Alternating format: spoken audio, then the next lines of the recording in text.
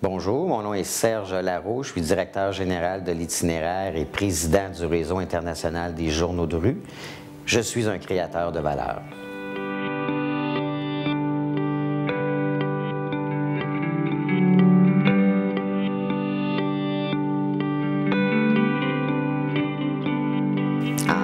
En 1993, j'étais journaliste de formation et je reçois un appel d'une amie qui me dit qu'un groupe d'itinérants ont créé le groupe L'Itinéraire avec pour mission de trouver de l'emploi aux gens de la rue. Alors moi, j'ai été un journaliste, j'étais jeune, j'étais pour les grands médias et j'avais pas une mère Teresa en moi du tout, là, mais j'avais travaillé à tous les niveaux dans un magazine et pour pas cher, là, ils pouvaient m'embaucher.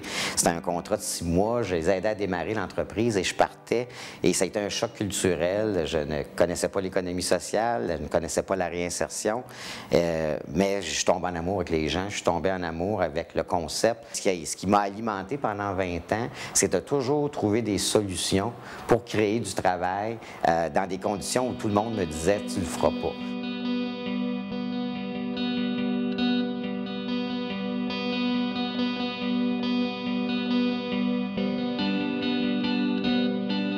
Pour moi, l'économie sociale et solidaire a toujours existé d'une certaine façon. Ce que c'est finalement l'économie sociale, c'est toute la part où on capitalise les résultats humains, les résultats sociaux et non pas seulement que les résultats économiques. Que oui, effectivement, on a créé le concept d'économie sociale, l'expression, mais de plus en plus, il y a des économistes qui disent que ça devrait disparaître. Que dans le fond, toute entreprise devrait être sociale.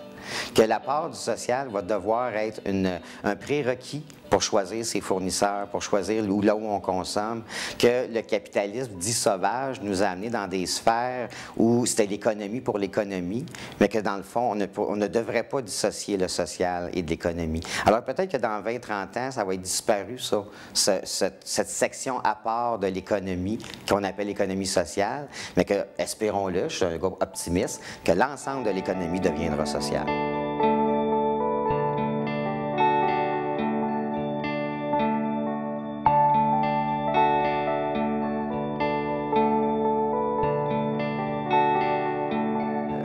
Les grands défis d'un entrepreneur social est de savoir concilier l'économique et le social.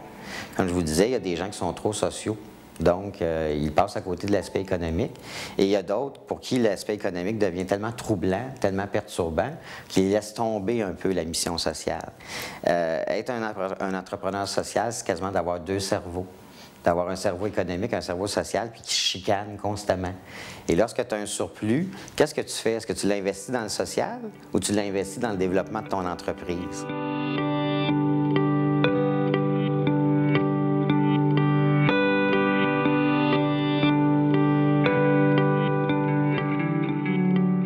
L'itinéraire, c'est un groupe communautaire, c'est un groupe qui est composé de professionnels et de gens de la rue. Et notre mission, c'est réellement de créer du travail adapté pour revaloriser les individus, les stabiliser financièrement et en logement et les relancer dans la vie.